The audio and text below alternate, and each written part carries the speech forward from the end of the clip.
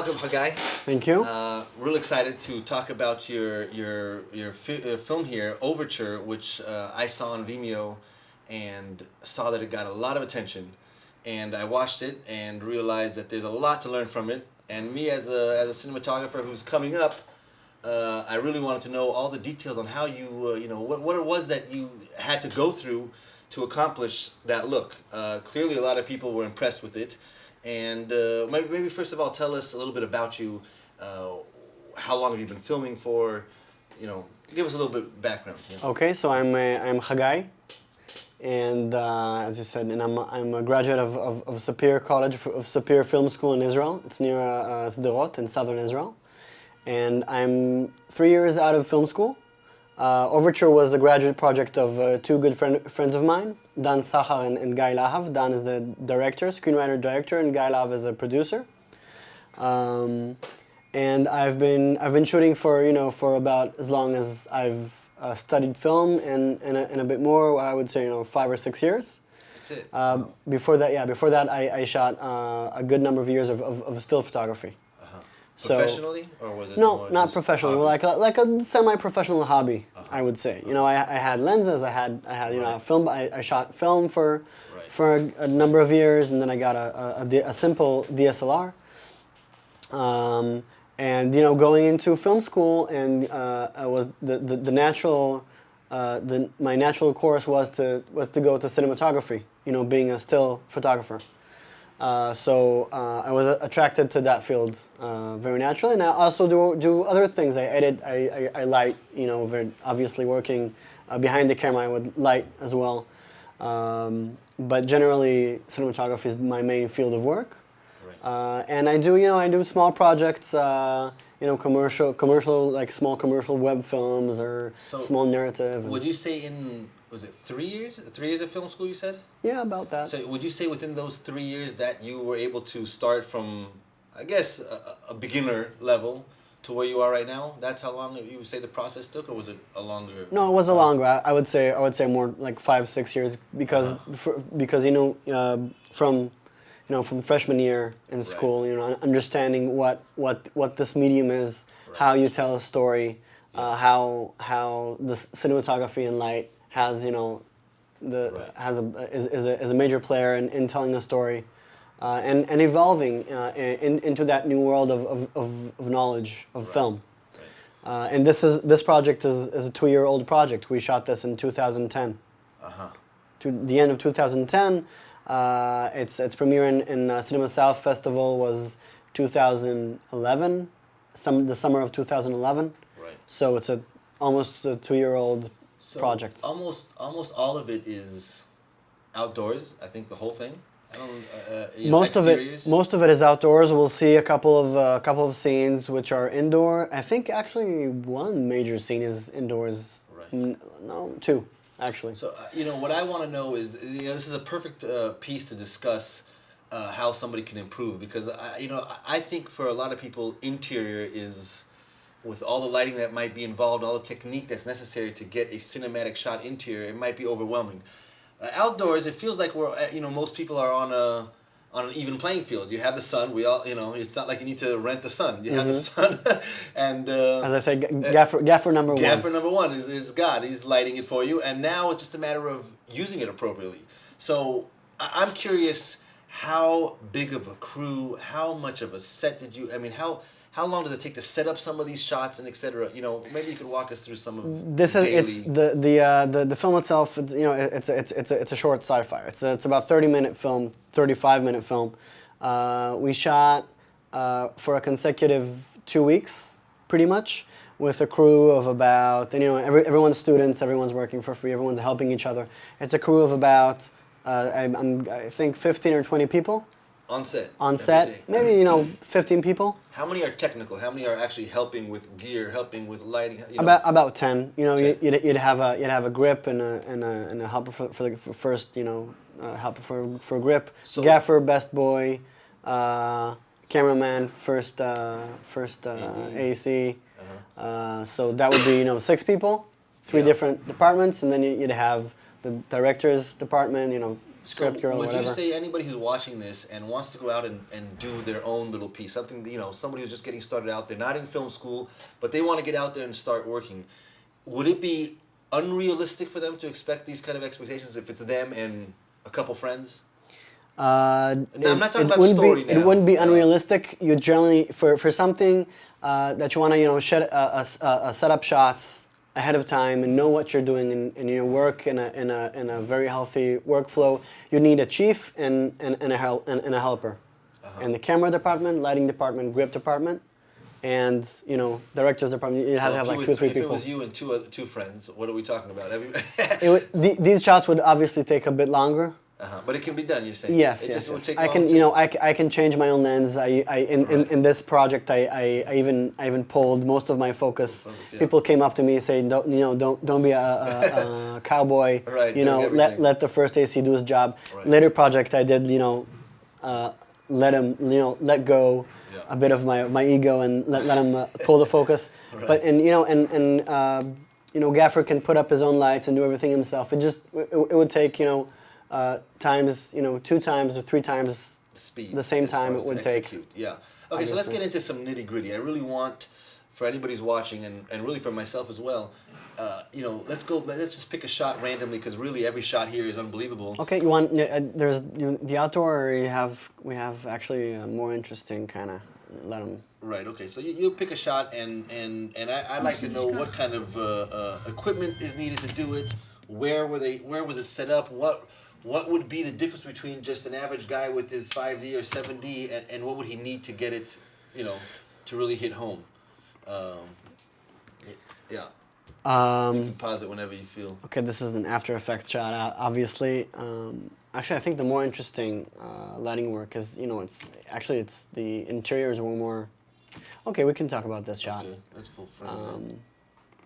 Yeah. Okay. So that's very interesting. What I'm seeing here is we're indoors, but I clearly this is outdoors. Oh, this is outdoors. Yeah, at outdoors, and I wish we could have let the background a bit better. Most of the we had a lot of night shots in the forest. Yeah. And I always tried to work with the moonlight as a backlight. Actually, try to have the moon as I would work daylight. I'd try to have the sun as a really strong backlight and reflect it as a fill or a. Now, but if it's a backlight, that means your camera is pointing towards it.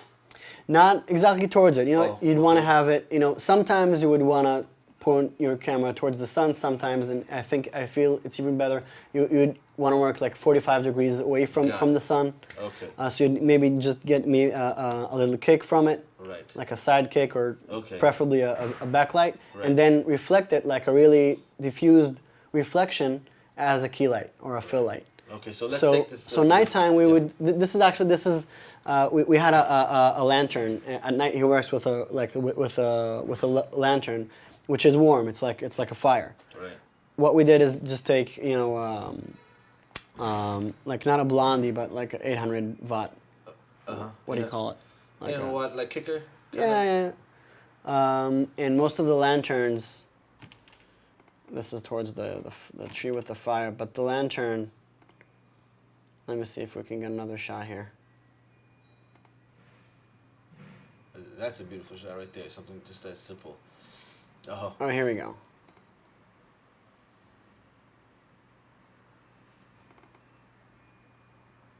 Okay. Right. So we have the lantern obviously lit, but it doesn't give a small. It's like a candle.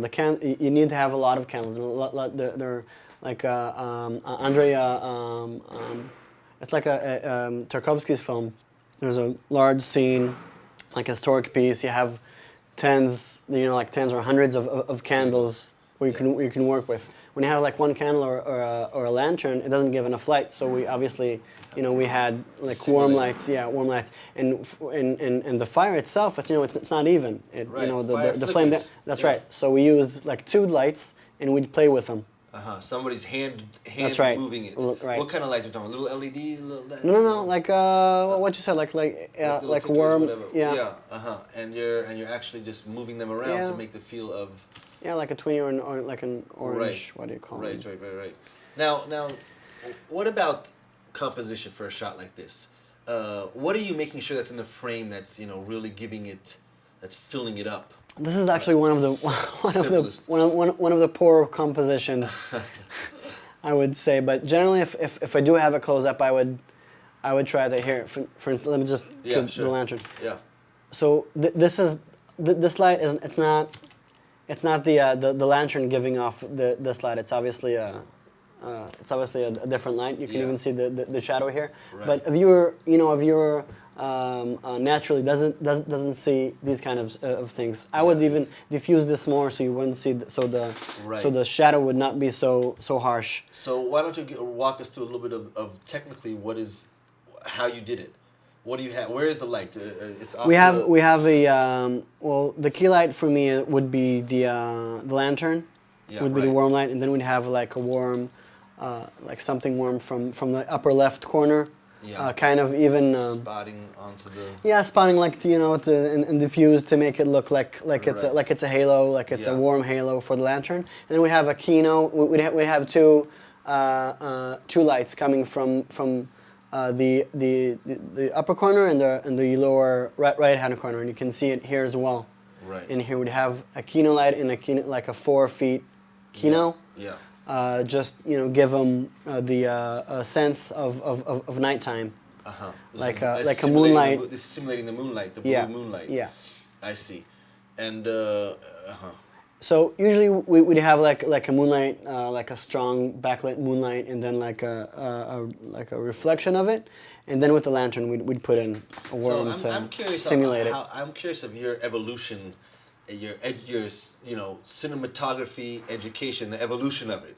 In other words, how long did it take until you learned the tools to do that? In other words, let's say a person has in his mind that this is the look he wants. But to execute it, he doesn't know. He doesn't know what's involved in the I execution. guess most film schools have a really good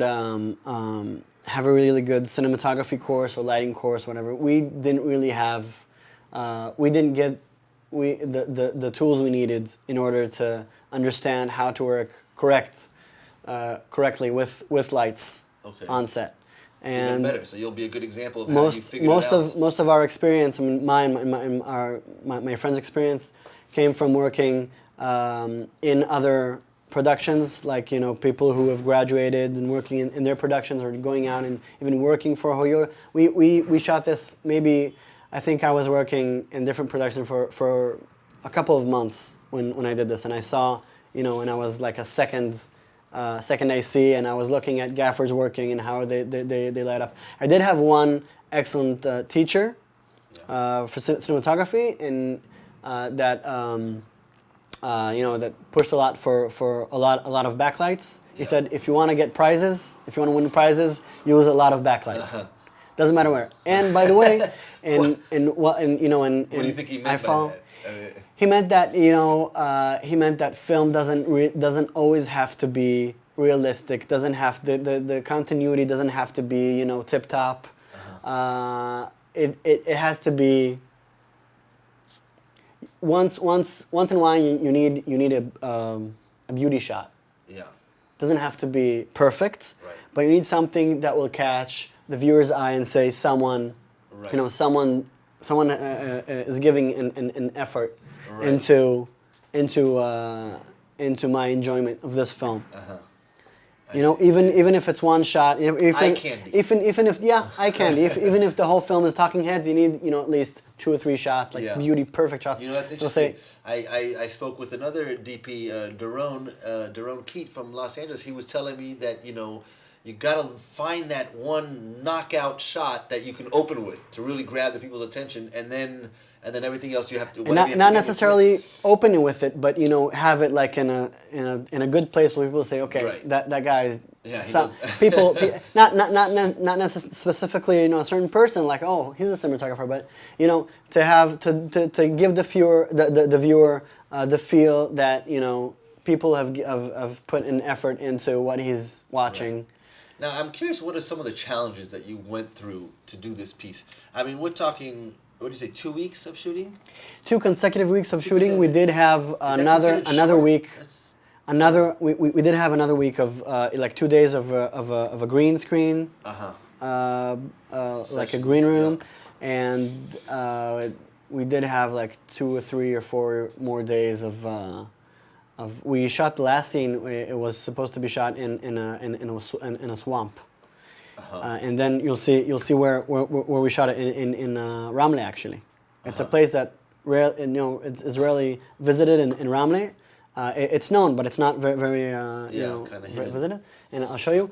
And we shot a night there for the last scene. We shot 4 more days of another stuff and 2 more days. So altogether about 3 weeks of shooting, which you can get enough footage in 3 weeks for a feature. Right. This is a 35-minute film. Right. But because we were students, we worked with equipment that was that's relatively poor man's equipment. Yeah. Camera lenses. Student film, 35 minutes at this level is quite impressive. I think most people most people would be quite happy to be able to accomplish this right out of the box. Coming out the. This is Dan has a real good sense of imagining a fantasy world and putting it into and giving it life. And he worked with Neta Shikler Yefet. Neta did an excellent job as art director on this film. And when people ask and when they ask me how did you do certain things like you ask, and I say no, Dan and Neta builds a world. I just shot what I saw. Executed. Yeah, I mean, you brought it into the camera. Yeah, and it's a sentence that comes out of my mouth a lot. People ask me how do you shoot things? How did you shoot even stills? And I just say I shoot what I see. Right. And it's even if I see something beautiful and I look for the right angle. I don't just like a simple tree in a park, and it's and I see there's potential for it, and I want to I look for the right angle for the sun to hit it and then try to see if I can isolate the tree by going to a lower level and isolate it from yeah. It's not an automatic. But it's the right it's looking for the right time, the right angle. Knowing how to work with the elements, sun, clouds. I want to go back to, you said something very interesting. You said, you give a lot of credit to the director who had the vision, which is obviously that's where the credit needs to go, and also for the art department who molded the look. Every project, I would give more or less credit to different departments. This project specifically, it was Dan and Avichai Mark, the screenwriter, and Neta. She did an excellent job. So that I think that's Neta and her whole crew and one of her helpers, Hila, is the art director for the Dan's upcoming project, Dan and Guy's upcoming project that we're starting to work on. So we're staying in the same realm, sci-fi, fantasy, kind of dark, kind of bleak. Yeah. And art is it's number 2, if not first, in these kinds of projects because gaffers there are a lot of gaffers, even cinematographers, a lot of cinematographers, but a person who can take a director's vision and implement it and and get it in such fine detail, that's very rare to my opinion. Wow, so art department in these kinds of projects are. That's a big takeaway for me personally, because if I know that I want to do something and I don't have a budget for it, it's not funded, I don't have a lot of crew, it might be just me and a friend, might even just be by myself. The first thing I should probably be spending time is figuring out really deeply what's the look, really getting that solid, and then going out and executing it. If you just try to go out and execute it and try to find a look, and it's doing a lot of homework,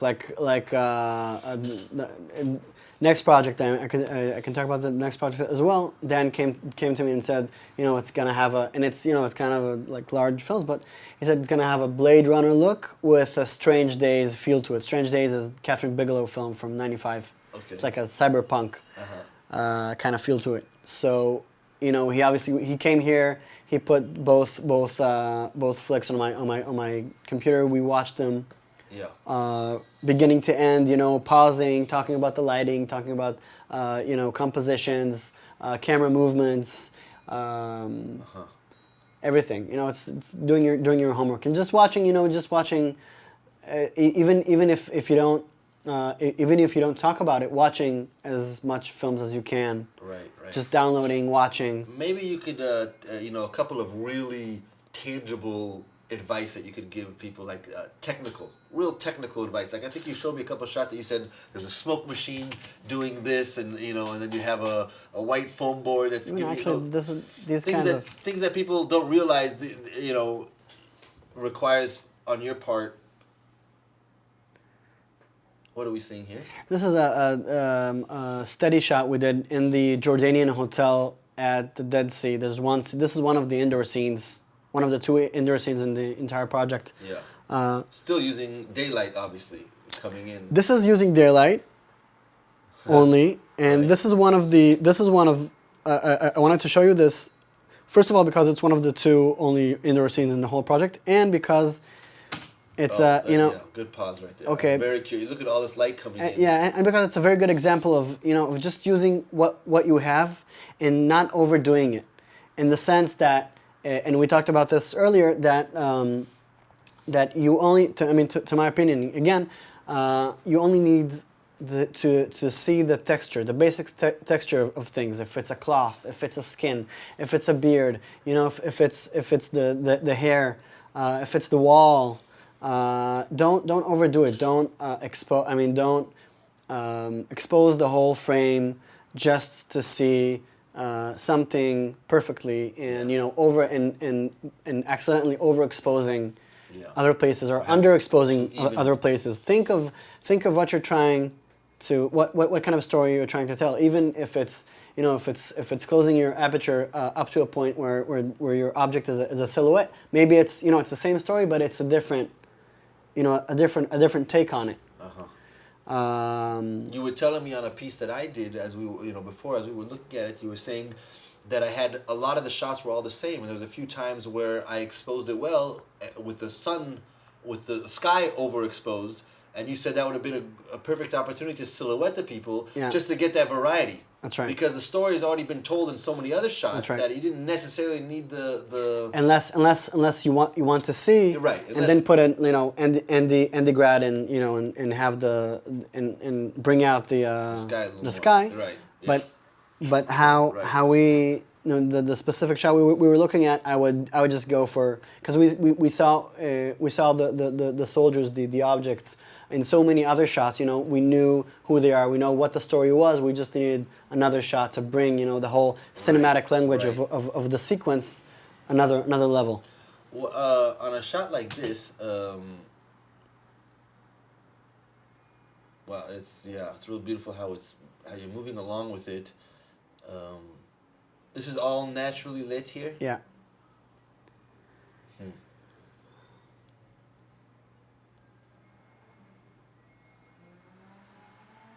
Yeah.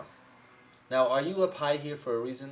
The camera is obviously up a little bit above. Yeah, because because at the end of this shot, we saw him looking at the wall, and it's like a Atlas, from Greek. Sure. It's like Atlas from Greek mythology holding the world, and the world, and you'll see, and I'll take it just a bit back. The world he lives in is half forest, half desert, and now it's him, and now this angle is like, and I remember Dan, talking to me about this angle. It's like Atlas looking at him. I see. Because he created, because he's actually the world creator. He created this world. It's a dying world. I see. It's the movie is about the turn off, like handoff to the next generation or next whatever. And she came to replace him, and she's giving him a tour of his dying world, and he needs to accept that the world is dying, and and letting go. The movie is about. Right. Letting go of something that's over. So obviously you have to have a real good sense of the story to decide to make these decisions on your framing. Yes. And this is a perfect example.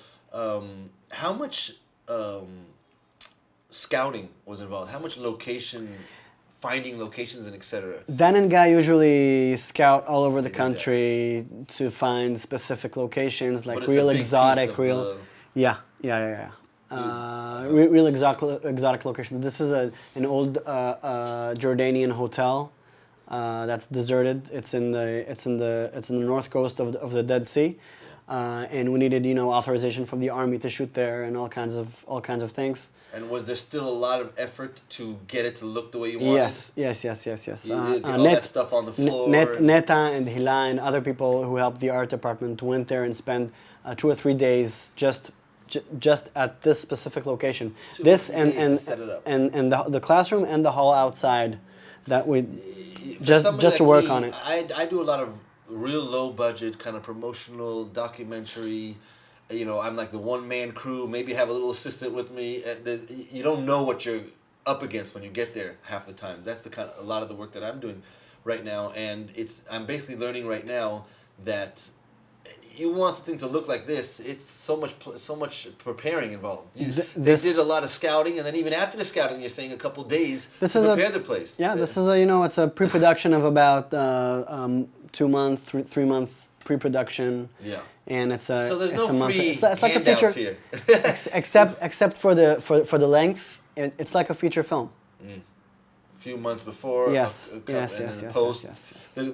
The color is great here. I'm gonna have to definitely investigate. If you don't know how much post was Dan involved. Dan was the main. He does most of the post on his projects. Yeah.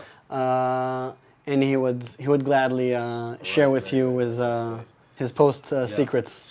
One last thing. I don't know how much more time we have. One last thing. Why don't you give us a little snippet on some of the earlier outdoor shots that had that beautiful light with some maybe a little smoke machine. Smoke machine, rain machine, all like homemade. Yeah. Now you were talking about this shot with the shafts of light, Yeah. which look like Everything God graced us with. Yeah. And also this smoke coming in and out of the shot. You're saying all that just happened? No, the smoke obviously is two smoke machines with a fan. Yeah. But the shaft to light are just we had like a bunch of clouds with we did like maybe 2 or 3 4 takes on this, and then some were cloudy, some were sunny, and this was the exact. Right. Although it's kind of weird with the shaft to light and the rain, but we went for it because it's an eerie kind of feeling. It's a world that is unknown to us. So if we break some of the rules of nature, it's fine. It's okay. Can't. I think you have a nice close up coming up that I'd like you to tell us a little bit about what's going on here, and how you got this texture to look so good right here. It was because this is unbelievable. This shot right here, I mean, this looks like it's done on film or on an Alexa. This is all done on the 5D Mark II with Canon primes. Nothing, nothing that everybody doesn't have access to. So obviously the small depth of field helps. I'm guessing it's a 50. I don't remember exactly. I think it's a 50 lens on an f104. I think it's an f104, and this is actually a shot we did later on. The first take of this shot was not very good, and Dan wanted to do it again. So for the most part, you don't shoot direct. You try to bounce it somehow. Your light when you're. Yes, the only direct light I would use on a regular basis would be a backlight or a kick light, like from the side. Yeah. Anything that comes, any light that comes from this direction, like forward. This 180, I would usually bounce or really diffuse it. But I would rather bounce it because it comes in nicely. That's right. Light is softer, spread. It's not as harsh. Yeah. Shadows are easier. All these reasons. I see. Okay, why don't you tell us for a minute what you have coming up? I know you're about to work on another project with the same director. That's right. Dan and Guy are working on a new project called Nostalgia. It's going to be another sci-fi short. Only this time they got some funding for it from one of the funds here in Israel. Okay. And it's pretty much about someone who it's sort of the same themes as Overture, only this time it's not, you know, like a fantasy, natural forest, desert kind of thing. It's more of a cyberpunk and like industrial, Blade Runner-y sense to it. And what's the timeline for that? How much pre-production is there going to be? How much production? We need to shoot. We have to shoot around now. We have to shoot in April. Oh wow. We need about 10 days of shooting. Okay. And we need to shoot it either in the end of April or the beginning of May because the fund he got needs a premiere at the Icon Festival in October. So he needs at least of 4 or 5 months of post production on it. Is this a good model for people? You know, somebody like myself who wants to make projects that allow the time for proper pre-production, to have a decent crew, and to have proper post-production. Now that's going to cost a lot of money. So if I have an idea, is this a good model to go and do your own thing with your friends, make something, get some attention, and then after that say, okay, now give me some money so I can make. I think a better thing would do to make like a real, because I think a good short film should not be this long. This is a really long short film, 35 minutes, sure, obviously. Sure. And you know, going around festivals, you'd see very good short films that are about 4 minutes, 7 minutes, 8 minutes. Right. Beautiful short films. Sure. You could shoot a short film in a day or two, like a weekend. You can shoot a really nice short film, whether it's realistic or sci-fi or whatever genre. So you're saying that's more accomplished, in a weekend, more, you know, more likely to be accomplished. Yeah, and in a smaller crew, you can go with 3, 4, 5 of your friends. You know, 2 actors. Sure.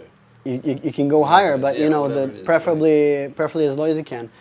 Take a weekend, shoot a really good and a really nice short film, and you know go with it to festivals, and then when you want to shoot a longer one, even if it's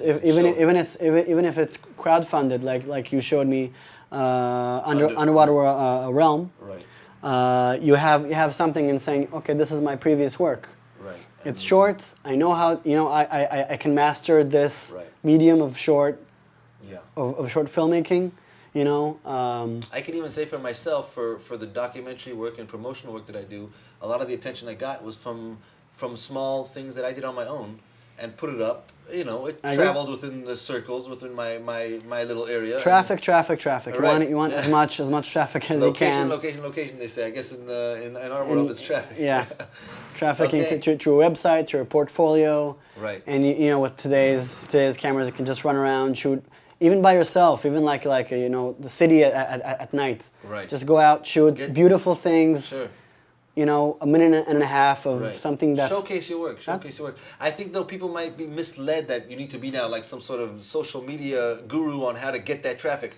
I'm talking even simpler. Just put it on Facebook. Let your friends see it. They'll show it to their friends just so that your immediate circle knows. And that travels. That's not a bad... You know, you don't have to... It doesn't have to get 100,000 hits. I think yours got 70,000 hits on Vimeo. And these are, like, you know, really, like, from word of mouth hits. So it's very impressive. Okay, Hagai, it was great. I learned a ton. I hope everybody else is watching learns a ton. And I'm looking forward to knowing more about this upcoming one. Maybe we'll follow you along a little bit and learn about how that goes. I'll be happy to. You know, I saw a little bit of behind the scenes on this that you have up, but maybe we'll get some more on this upcoming one. Excellent. That'd be great.